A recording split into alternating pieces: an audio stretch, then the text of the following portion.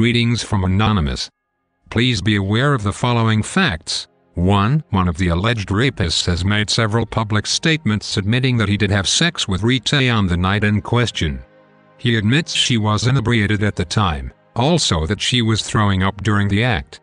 2. During his confession, he names 3 other boys and admits that they too took turns having sex with Rahtaeh that night as well. The names match with those we have confirmed during our investigation. 3. The individual making this confession is the same boy identified in the photograph. He has also admitted to being in the photograph and named the accomplice who took the picture. 4. All information, including screenshots of the confession, have been made available to the police. 5. 2 boys have been implicated repeatedly whom we believe are innocent based on numerous testimonies given by individuals with first-hand knowledge of the surrounding events. 6. There are multiple witnesses who were classmates of the alleged rapists that can confirm they were shown the photograph of Raetaeh by them.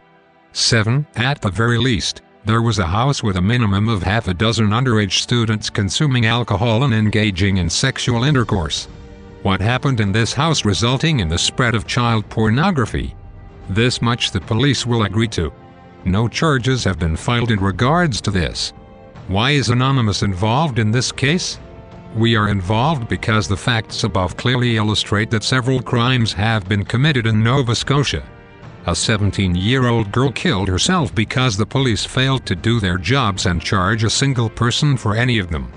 Is it necessary for Anonymous to be involved in this case? Yes. For a moment, let's set aside the theatrics, the masks and the labels. We are a group of concerned citizens that have recognized an injustice in the system.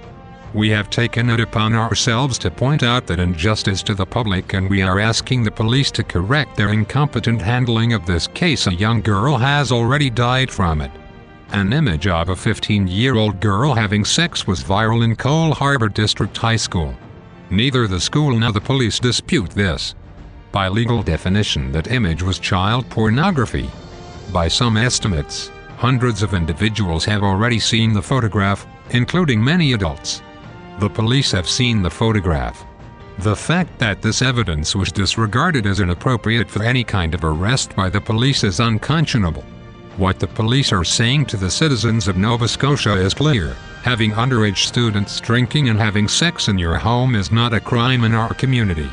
Photographs of 15-year-old girls having sex is not child pornography, but if it is, the distribution of that child pornography is not a crime. A 15-year-old girl is capable of giving her consent to sex even after she is inebriated to the point that she vomits while hanging out of a window. It is not sexual assault. We urge the RCMP to act like guardians, set the proper example for the young man of Nova Scotia and send a clear message. This behavior will not be tolerated in our communities.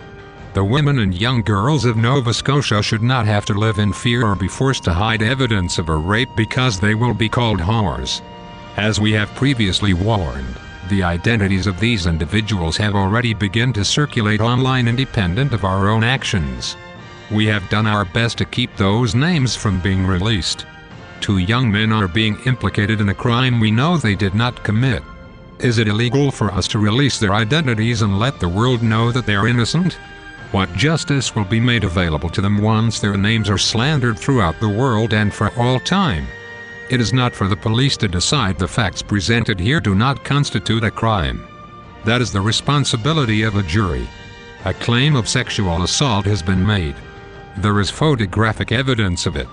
There is an admission that child pornography was distributed throughout the community. One of the individuals who should be charged hasn't even disputed these facts. We are asking no, we are demanding, let a jury decide.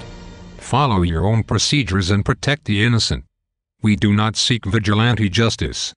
If those who we believe are guilty are exonerated in a court of law, Anonymous will disappear from Nova Scotia. If we decide to release the names, a deadline will be declared at least 1 week in advance. We are Anonymous. We are a legion.